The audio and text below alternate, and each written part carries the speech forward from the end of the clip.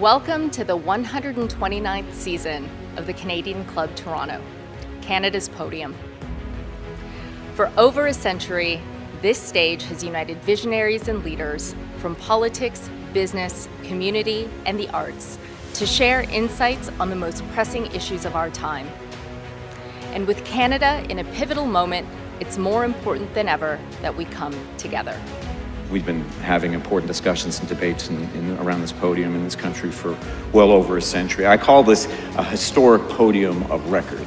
Our club's always been a forum for visionaries, public figures, and decision makers to command attention to the issues of our time. The Canadian Club is one of the most important podiums anywhere in the world that a Canadian can speak to, tell Canadians what it is that they think, develop those thoughts. And so I want to thank you for that very, very much. Please join me in thanking our esteemed panelists today.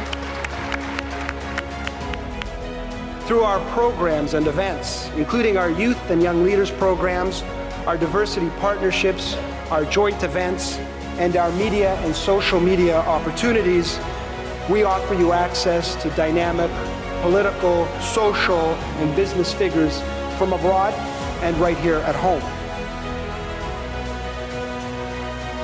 The platform from which the eloquence of Canada has flowed all of that time, whether it be business, education, politics, sports, arts and culture. If someone wants to say something to Canadians about this country and about the future of this country, this is the venue you choose.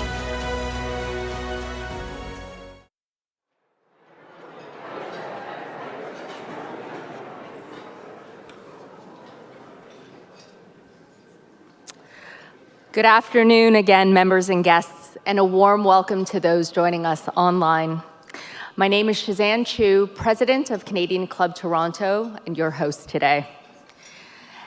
As Canada implements the Building Canada Act, the landscape for nationally significant infrastructure and economic development is evolving.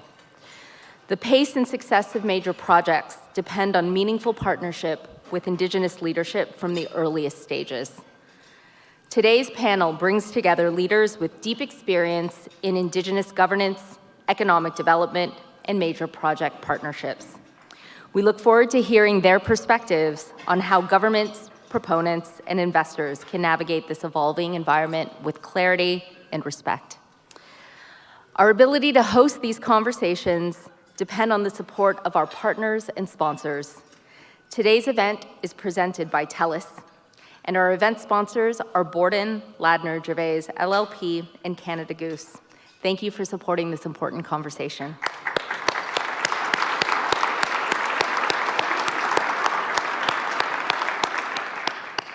To our season sponsors, the Canadian Bankers Association and the Carpenters Regional Council, and our official airline sponsor, Air Canada, thank you. And thank you to Canada's Forest Trust Corporation. Through our partnership, we're planting and protecting trees in Canadian forests to capture carbon, support biodiversity, and enhance ecosystems. We're also pleased to welcome students joining us today from York University's Public Policy and Administration program. Welcome, we're glad you're here.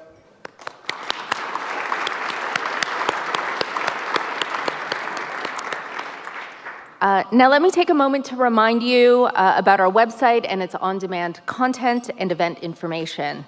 Please visit canadianclub.org and please consider becoming a member if you aren't already. We also appreciate it when you share your takeaways on social media. It helps to spread the conversation beyond these walls.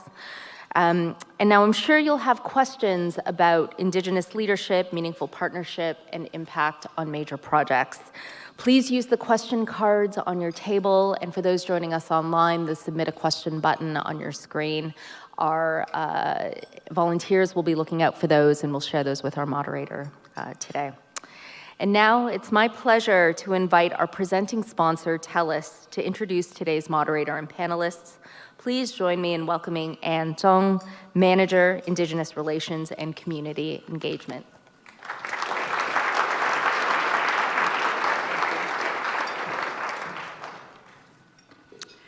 Good afternoon, everyone. My name is Anne, and I'm so pleased to be joining you here today from TELUS, where I support our Indigenous Relations team. TELUS is proud to support today's conversation with remarkable First Nations, Inuit, and Métis leaders and members of the major project office's Indigenous Advisory Council.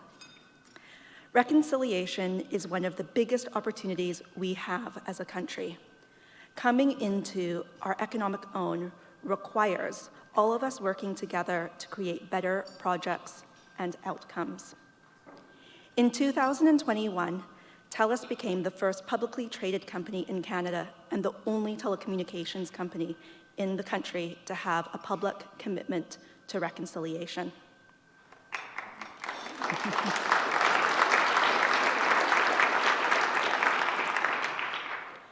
We understand how critical it is to co-create solutions with community to truly meet their economic and sovereignty goals. Connectivity is the foundation of our reconciliation action commitments. And we know that connectivity is a great equalizer, but only if everyone has access to it.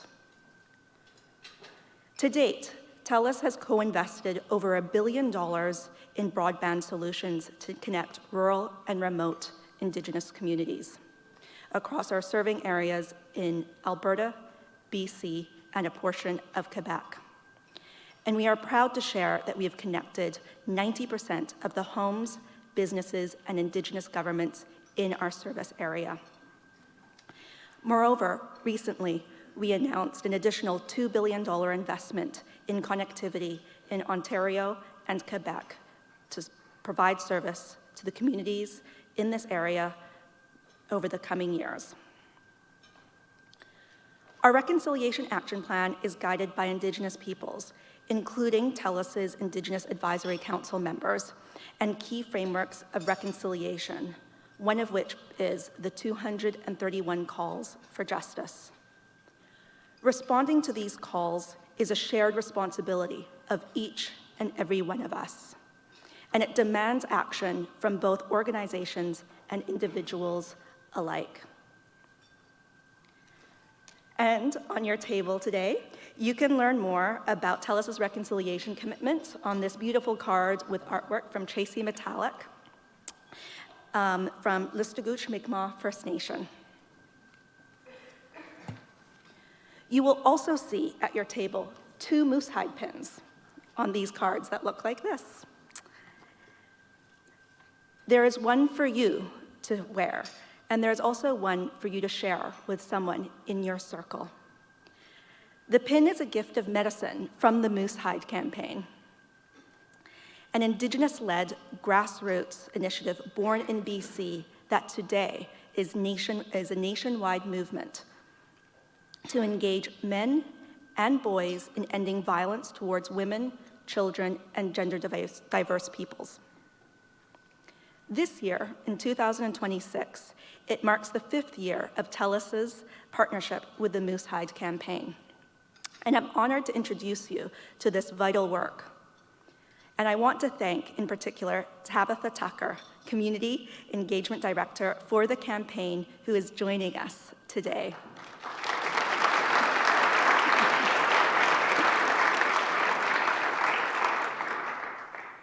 A cornerstone of the campaign is the Moose Hide pin.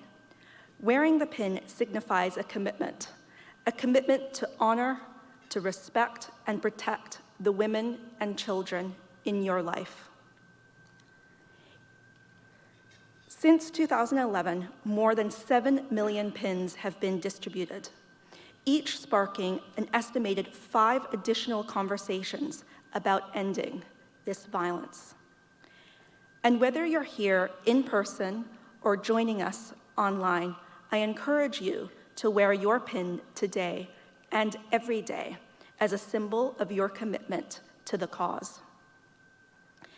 The annual Moose Hide Campaign Day includes ceremonies, fasting, learning sessions, and events across the country, including a rally right here in Toronto at Queen's Park on May 14th this year.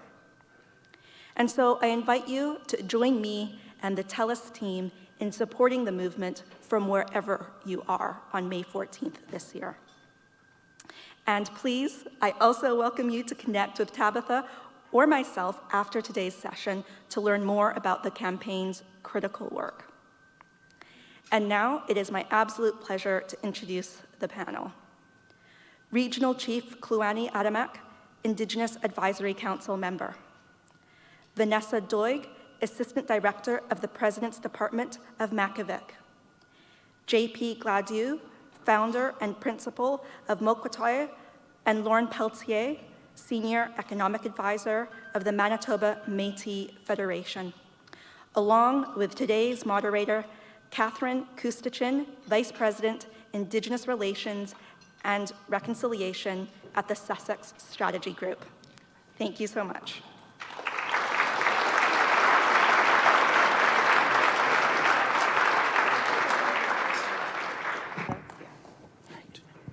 Hey. Finally. I was waiting there anxiously saying we need to get the show on the road. Okay. Yeah, because it's exciting for everyone to be here. And I would like to also acknowledge the traditional territory of the Mississaugas of Credit, the Haudenosaunee and the Anishinaabe, the Huron-Wendat, and my colleagues here. And I know you guys traveled far, and thank you for being here. Yes, so just to start, so we're here to talk about the Indigenous Advisory Council. And now my friend here, I would say, Lauren, was, and I refer to it as the IAC. You know, I come from Ottawa, everything's an acronym. I turn everything to an acronym. So he's like, no, call us the council. So everyone, when you're referring to the Indigenous Advisory Council for the Major Projects Office, refer to it as the council. And I just wanted to start off too about, so you're a group of 11. You're representative First Nations, Métis, and Inuit across Canada. And I'm so glad you're here. A few of you have agreed to join us. And this is your first showing too. This is your first public appearance as the Indigenous Advisory Council. And the council. The council. The council. I'm getting used to it too. And people are curious what your role is, right? People are curious. And it's like a black box, and it's like, let's look inside it. And we want to, share that information and what your role is. So particularly getting into what your mandate is, how you function and operate, and basically how you help shape decisions on major projects across this country, right?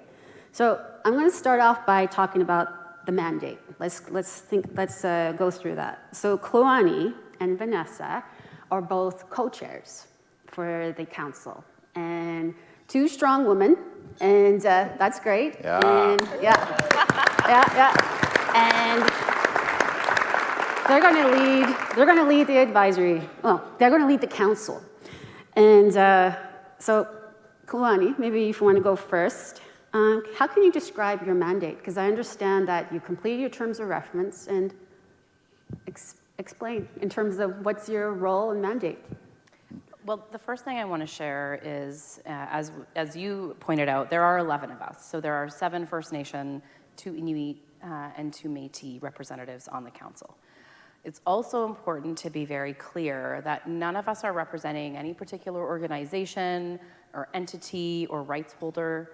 We were appointed as individuals.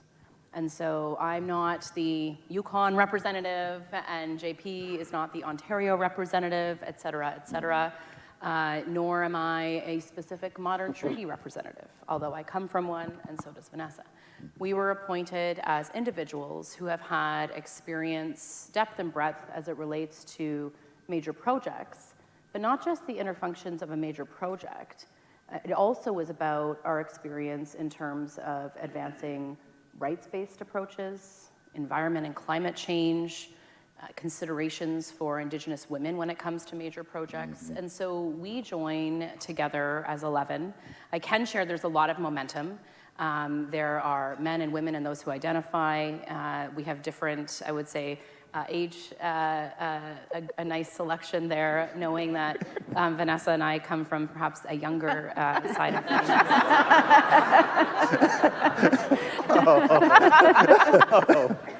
But in terms of our mandate, we don't make decisions. We're there, and it's pretty clear in our title. We are an advisory council.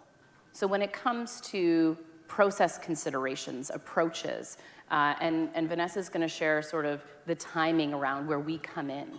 It's really to help the Major Projects Office get things right. This is new.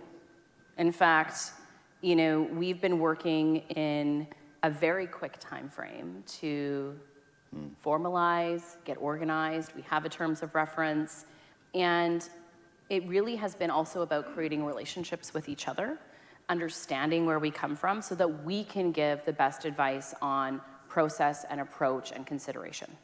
And I think that's one of the biggest reminders here for all of us in this country is this is totally new. C5 is totally new, the MPO is totally new, the IAC, while there are other advisory councils, of course, that exist within the federal government, this is an entirely new part of government. And so we're also jumping into something that we believe has an ability to ensure that the right approach is taken.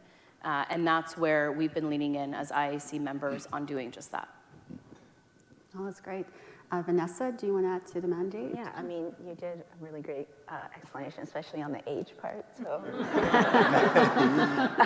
no, I think maybe just to give a little bit more information around our practical approach.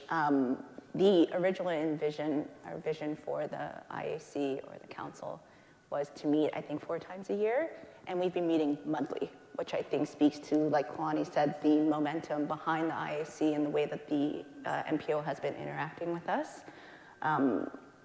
There's a lot of work to be done. I think we have a council that's very interested in advancing that work and providing the advice as requested, which is very frequent in the early days of the council. So it's definitely a lot of work to be done, but I think we're all very eager to be a part of that process. And it's been great so far, so without going, I'll go into maybe some of the other stuff. No, that's good to hear. I was just thinking about, because you mentioned Bill C5, because of course, when the legislation Build Canada Act was being developed, we had a lot of opposition from Indigenous nations, a bit skeptical and concerned about the inadequacy of consultation. That was the commentary that was made. And I know for JP, I don't know if you could explain, well, how do you expect to navigate that complexity from different perceptions from our nations? Yeah, that's a great question, Kat. First, I just want to step back for 1 second and acknowledge these 2 amazing women, because they stepped up for our council and they do a lot of extra work for the organization. We lean on them heavily to do the great work that they do. And I know I speak on all 9 of us. See how good my math is? When I say that we are incredibly fortunate to have these incredible leaders with us.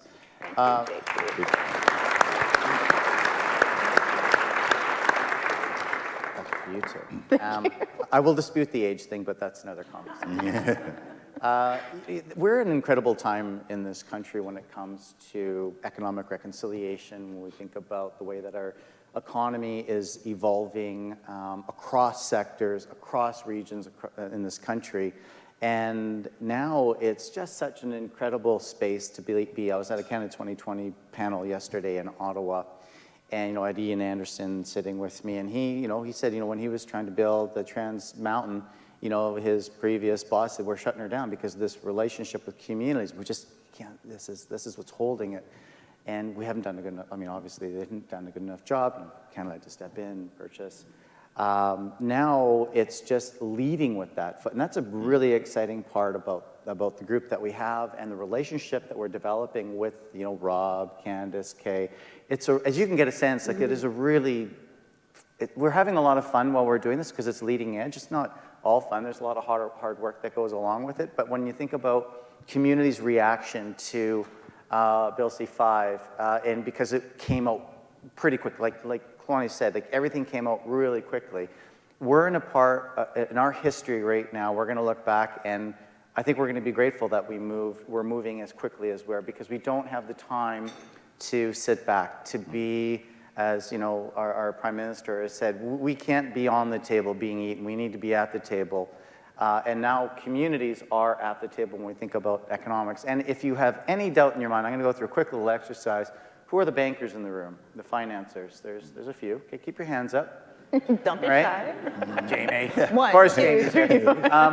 Keep your hands up if you're going to invest in a project being built in this country that has no Indigenous support or consultation or partnership. That's the market check. So let that sink in. Anything in this country that is going to be built going forward is going to have Indigenous consultation, engagement, and partnership.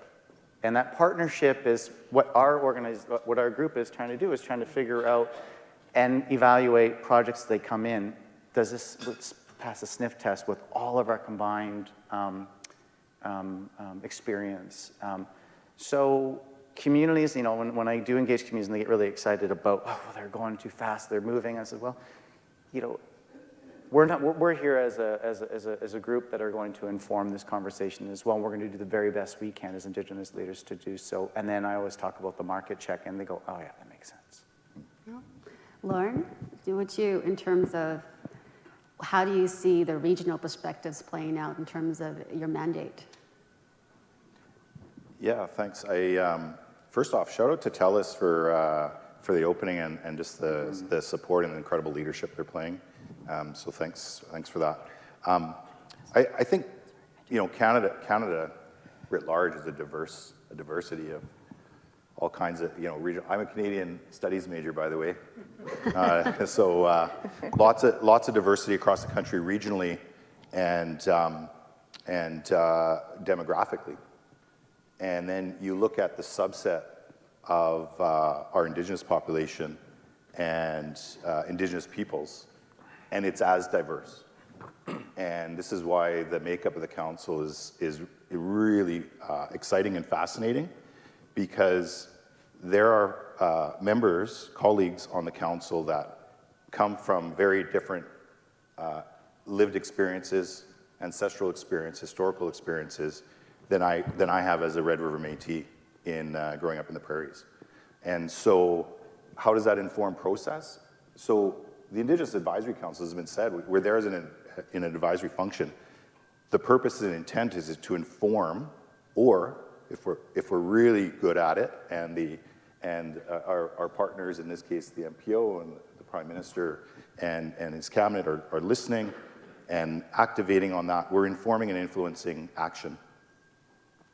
The best way to do that is to bring perspectives, a variety of perspectives to the table into that process, because a major capital project, a major project that's happening across the territories is going to be vastly different and informed from an Indigenous perspective in a vastly different way than a West Coast project, a Maritimes project, a Prairies project, or Dare to Dream, a project that actually touches all parts of Canada. Thanks. No, that's a valid point. And this is a good segue in terms of the next part of this discussion is getting to the nuts and bolts of the council itself and how it will operate and function. So it's getting to, you know, how will you review projects? And maybe Kalani, just to start, you know, how will the council review projects as a group? I think, you know, I want to just go back to your earlier question around Bill C-5. Yeah. I come from a First Nation in the Yukon, Kluwani First Nation, served as a former regional chief. And the deepened learning around how different, as Lauren pointed out, the country is, it is very clear in the Yukon with those 11 nations that have modern treaty agreements. All this is Googleable, so I encourage you to Google it after. Yeah, go to the TELUS website. Just kidding. Google is our website, by the way. It's very clear because we defined the Section 35 rights in our territories through our agreements. Okay, so that's clear in the Yukon with those 11 nations. There's 3 who aren't part of that agreement. Then you go to Northwest Territories. Number of modern treaties there, very clear. Inuit Nunavut, modern treaty territory. So the North is very different when we're talking about major projects. Yeah. And to your point around Bill C-5, I think two things can be true at the same time. Bill C-5 went really fast. It probably didn't do enough, and we heard about it as people. At the same time, geopolitically, we have to respond. And so we've got to create new paths, new opportunities for Canada, and to never leave Indigenous peoples behind. And so I'm not saying, wearing my Bill C-5 sweatshirt. Let's be very clear about that. I'm saying that we've got to find the opportunity and really understand what this looks like. And when it comes to designated and referred projects that you're going to hear about later from our colleagues, there's a big difference there, and let's just make sure we're all working with the same information. So the same information about how we function. We're set to meet 4 times a year. We've been meeting virtually far more, really to make sure that our governance is sound, to make sure that our terms of reference was grounded in our own approaches. Thank you, MPO, for the support. We're going to build what we need to build to make sure that any terms of reference that would be seen by any rights holder, in my view, they would say, okay, yeah, that makes sense to me. I like it. So that was the first thing we did. We also then identified that we needed to have leads to coordinate. And coming out of an elected position, had a bit more time to lend, and so worked with Vanessa, who is incredibly busy, but also carves out the time she needs as co-chair, where we sort of are doing that coordination. Thinking about meeting agendas, what needs to come forward, bringing that to council, being able to hear directly from different departments on process around Bill C-5, what are they doing, what do they need to think about. So when it comes to the actual projects, we don't get a list of projects and they say, you think we should do this one or this one? No, no, no, that is not how it works. In fact, we don't even come in until after a project's referred, and Vanessa's gonna talk more about that. But our work is very much around process, consideration, and all of us would say, yeah, the right approach is a rights-based approach. So let's just make sure we don't get that wrong. Let's make sure that you really understand what that means. And there are some of the best and brightest, in my view, that I've seen at MPO, pulling in different people from industry, from other departments that really care and want to get this right. And that, to me, says something that's really important, and I want to acknowledge that. This isn't about perfection, but it's about doing things really differently. And I do believe that we've got a strong group of people. We're here for 2-year terms. So there may be an influx potentially of new people. We'll stay tuned to see what that looks like. But the group we have now is a solid group with great experience. And like they say, you never want to feel like you're the smartest person in the room. And I, at every council meeting, feel like I leave learning so much from my colleagues. So I think this is exactly what needed to happen at the time that it needed to happen, and if we need to ameliorate that, then we can do that in the next few years. Sure, and Vanessa, do you want to add to that? Yeah, maybe just to build on some of the points that Kalani made, I think a lot of the questions that we get as council members is, where do you fall in the process, right? So I think it's important to be very clear that we're not decision makers. We don't have intake authority, we don't have veto authority. We are advisory in its truest nature. So the process of intake, there's several, or there's multiple layers of due diligence that are undertaken. That's all done by the MPO, right? So they intake a project, they do a first round of due diligence, which requires them to collaborate with relevant federal departments, be it DFO, be it Transport Canada, or so on and so forth.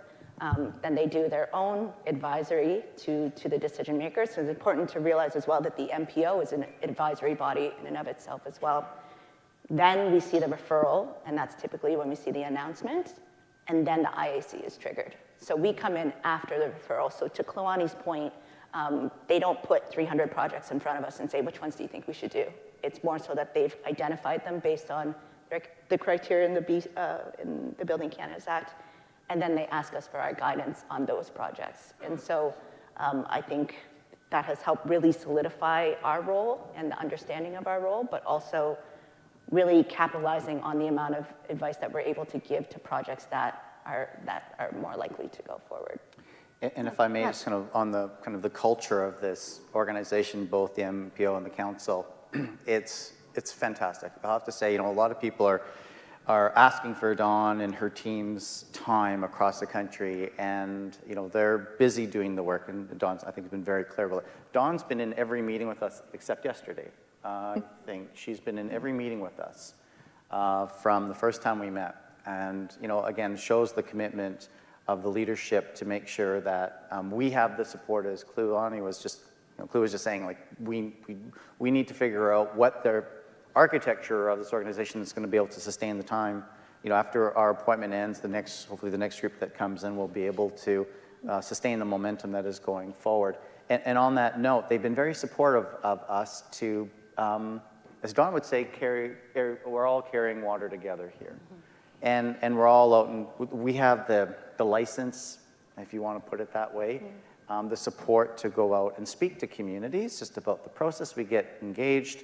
We're not hiding in corners, and I would say it's a brown box, not the black box. So we're out here, and we want to have these conversations, and it's really a fantastic place to be on the, I'm going to say the bleeding edge or cutting edge, but it's a remarkable group of leaders across the country. I think maybe to JP's point as well, we have had questions too about what happens when you can't reach consensus, but we don't actually require consensus, right? To Lauren's point as well, we're from such different walks of life, such different experiences. Obviously, being from the Arctic, being from Inuit and Inuit, I have very different life experiences and work history than my counterparts, which makes it so interesting. The conversations, like Kalani said, we're always learning from each other.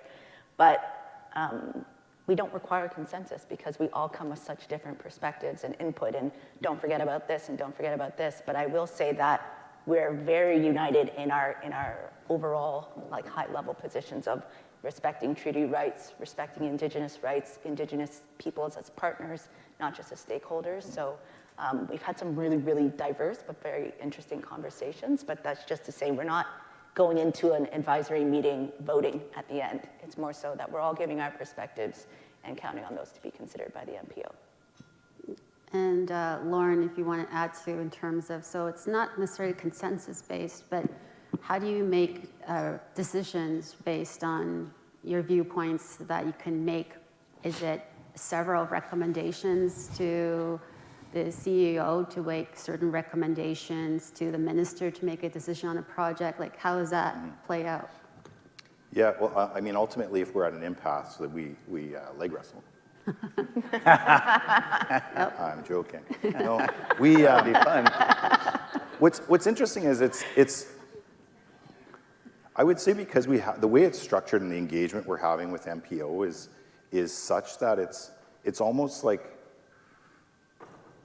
the engagement and the interactions happening real time, right? So something is tabled. What do we think about this? The conversation is happening. MPO is right there. So if I've got a different perspective than JP has, for instance, on something, that's okay. Yeah. So we're not sitting, going off into a room, isolated, coming out at the end, and here's the briefing note that says you should do it this way, right? So it's, and I think it's a richer process as a result, because what's happening is you're actually hearing, MPO is actually hearing real time, and council members amongst ourselves are hearing real time thoughts behind and ideas behind the perspective that's being put forward, which is hugely enriching.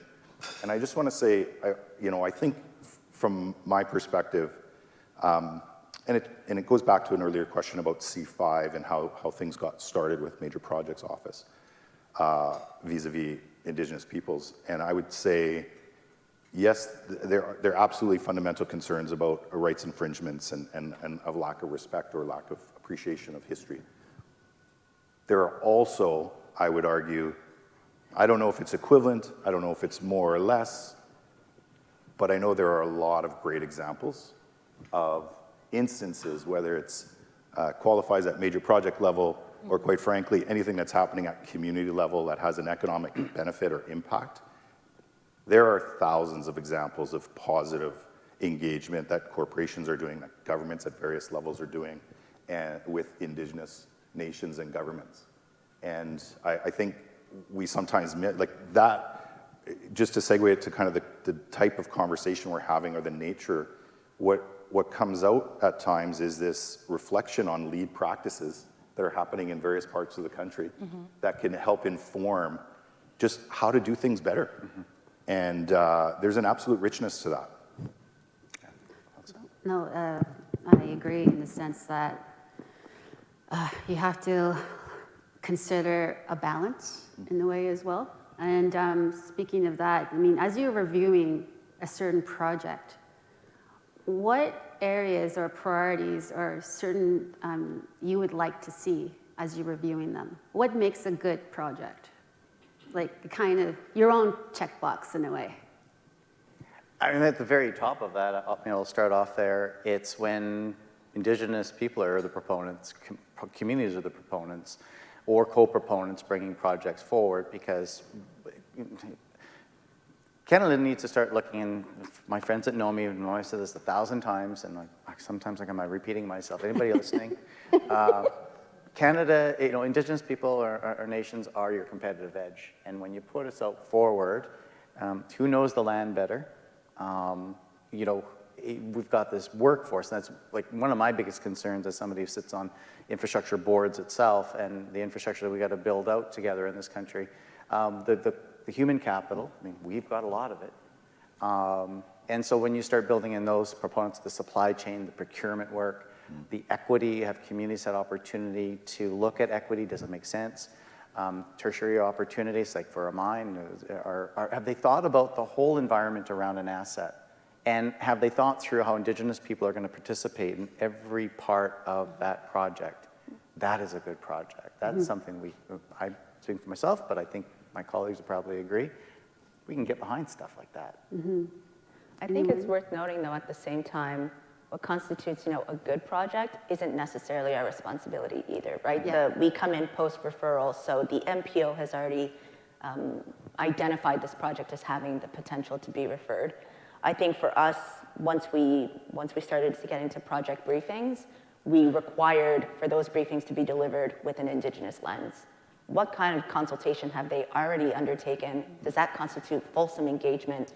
If it doesn't, then we would advise the MPO on what additional information should be necessary, because the duty to consult remains with the Crown, right? Yes. So that's a massive, massive responsibility that I know that the rest of us are constantly, not necessarily reminded, but constantly bringing up in our conversations, that just because the proponent did a level of engagement does not mean that the duty to consult has been fulfilled. So that's something that we keep in mind as well. Yeah, I mean, speaking of the duty to consult, in terms of the legislation, upon designation, before official designation, there has to be consultation achieved.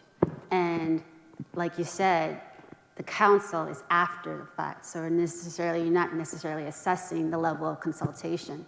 That's what the proponent and the Crown needs to assess, right?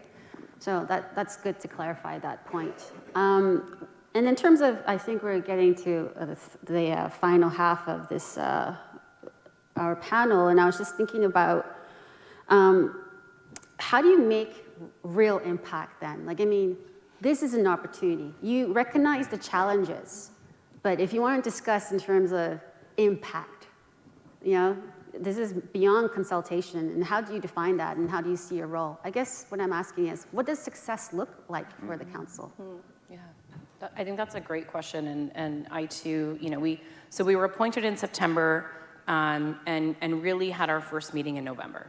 Okay, so that's about 6 months. This has not been a very long time. I'm really looking to us coming together within this next calendar, or not calendar year, but year since we were appointed. Okay, so September 2026, to really have that time to say, based on all the advice or the recommendations that we have, how many have been followed through on? And how many of the points that had been raised, the recommendations, the questions, have actually gone into full consideration? So I think we do need some more time to do some of that assessing.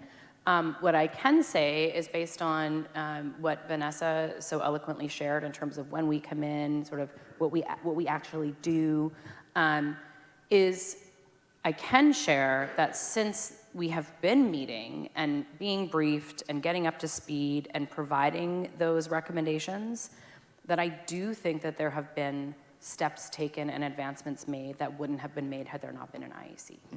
And so that to me says, has something changed? I will say yes. Those specifics around that, I think that's a really good exercise as a council for us to look at. And I've been thinking about, when we do more of a formal sort of report, what have we done for the year? I think that's a great lens for us to take. Because to your point, and one thing that, one of the questions that, has come to me, like, you're just there because they have to put someone there, and it's like, that's fair. Some people may see this as like another body of committee, of government to be sort of tokenized. And if you want to think about it that way, that's totally up to you. I see it very differently. I do see it as being, having the ability as a council to be working at the forefront of something that this country is doing that is totally different. Streamlining, not in the interest to like totally remove legal requirements to do consultation. That's not the same thing. No. But streamlining so that if a nation has a project that they've been waiting 25 years to get off the ground and they haven't been able to get the financing and things are stuck up with DFO and they really need environment to come on side and it's just been stalled, that MPO has a role to do something there, right? And so I think that ultimately, in my view, is the most important thing that we need to be reminded of is yes, advice has been given that has helped things either get on track or stay on track or get on an even better track. And we really do, I think, need to reflect on how we want to share what we've done, in September over the last year. If I can, on this point of success, what does that look like? I'm really thinking about the work of the council, but I'm going to express it in a different way, which is the success of major projects and the success of Canada as we meet the moment. And it really is anchored in the work of the council and our advice and how that advice is taken, and there's actions that result related to that. And the success is that we're no longer not just discounted or activities happen despite or regardless of concern or rights infringements or anything like that. We are in a fundamentally different place at the end of this. And what's the end? It's a future state of some kind where Indigenous people are actively participating in major projects, actively participating in Canada's economy. And the things that we're driving, and some of the things that I'm looking for in the overall discussion are value alignment, to which there is a plethora of alignment. We just have to get there, and we have to stop getting in our way about the way we did things. We have to be careful sometimes on the pace, because value alignment at the end of the day fundamentally comes down to relationship. And so what are the relationships between the IAC, the MPO and the Prime Minister's office? What is the relationship between the proponent? Relationships between federal, provincial governments, between provincial governments and Indigenous nations and governments? Relationships between corporations and their suite of advisory functions in all areas and Indigenous peoples. The backside of this, the future state on this, is a deeper understanding and an enhanced participation by Indigenous people in a place that makes way more sense, not just for Indigenous people, but for all of us. That's going to be the success at the end of this, and as a result of the work of the IAC, amongst a number of other things that are happening across the country right now. And for you bankers in the room, 2022, the Indigenous economy is, what, $60.2 billion? Let's double that. And when we think about, it's fantastic to, I don't know if there's any CDEV folks in the room, and the Indigenous Loan Guarantee Program federally, but also there's the provincial programs. There are really important work. We've got a new, great First Nation guy, Christian, at the helm now of the program. I don't know if $10 billion is going to be enough. If we're talking about $500 billion worth of investment required and how important equity is, another success factor is we're going to find more equity. And, we've done it without loan guarantee programs before. And I sit on the board of Sunco. We have 2 projects that were done without guarantee behind them. So when business makes sense with community and community is leading, time for you bankers and investors to step up and fill that void that we need. So, and the ability to attract more international investment. So That's also another good thing. On that, real quick. Yeah. So next month there's an event happening in the UK in London, and it's been put on, and it's the Canadian Indigenous Investment Summit. And a defense contractor brought it to my attention a couple months ago, and I'm like, okay, should we go? Thinking about it, I pull it up, and there's 3 members of the council that are going to be speaking at the event and attending, and since having the conversation. We're in a position where we're contemplating going. But the point is is Indigenous people will lead some of that in foreign direct investment activity.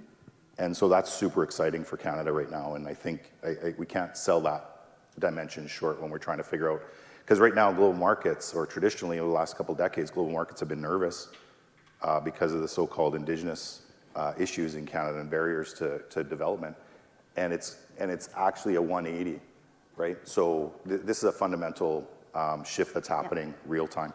Did you want to add to that? Yeah. Thanks, Lauren. No, just to close the loop, I think on some of the points that Kluani made, us co-chairs stick together. So I think in terms of what success looks like, I think that kind of inherently assumes that success is a result, but I think success is ultimately a state, right? So if we look short, medium, long term, I think the short term, the success was the very creation of the council and then populating that council with incredibly capable people. I think any of us would say at any given time, none of us feel like the smartest person in the room, right? We're constantly learning from each other and bringing our perspectives to the table.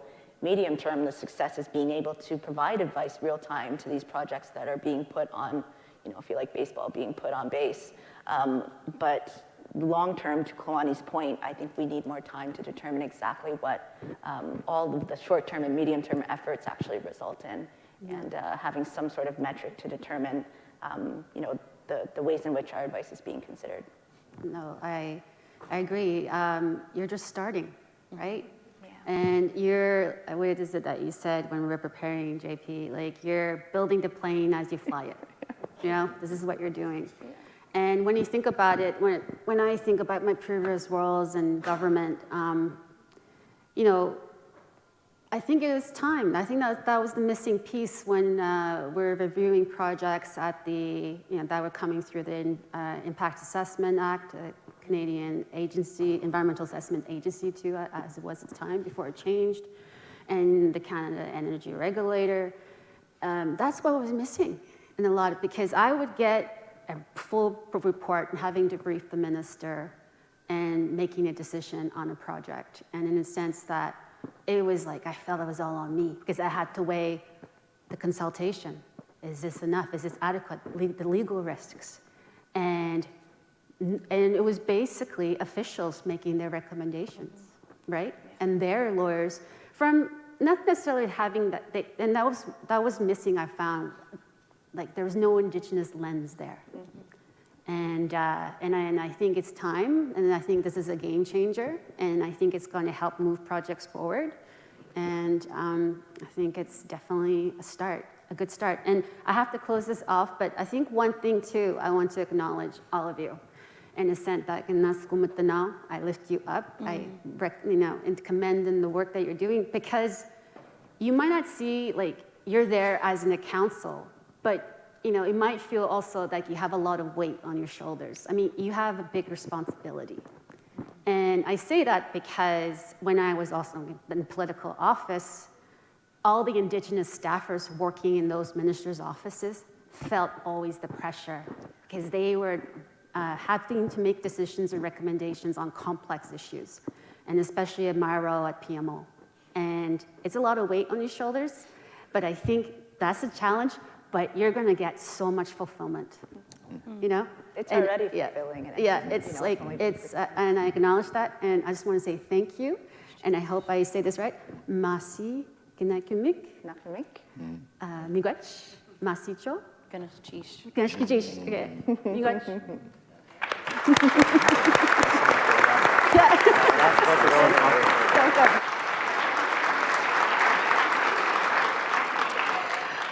What an important and thoughtful, an important, thoughtful discussion. Kluani, Vanessa, JP, Lauren, thank you for your leadership, your perspectives, in joining us today.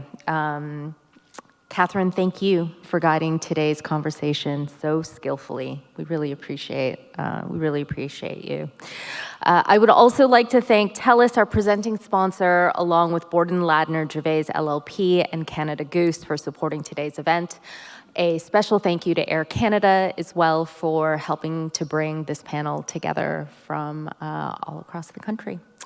A special thank you to our production partner, VVC Live, for their consistently excellent support. Before we conclude, let me highlight a couple of events that are upcoming. On March 27th, we will host Dr. David Suzuki at 90, a conversation and reflection. Dr. Suzuki will join us alongside his wife, Dr. Tara Cullis, and Canadian Club Toronto will present them with a Lifetime Achievement Award in recognition for their extraordinary contributions to Canada and to global environmental leadership. On April 14th, we will host a panel on venture capital in Canada's next economy, featuring leaders from BDC Capital, Golden Ventures, and Amplify Capital.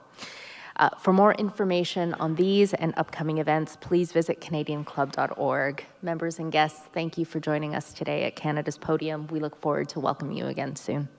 Thank you.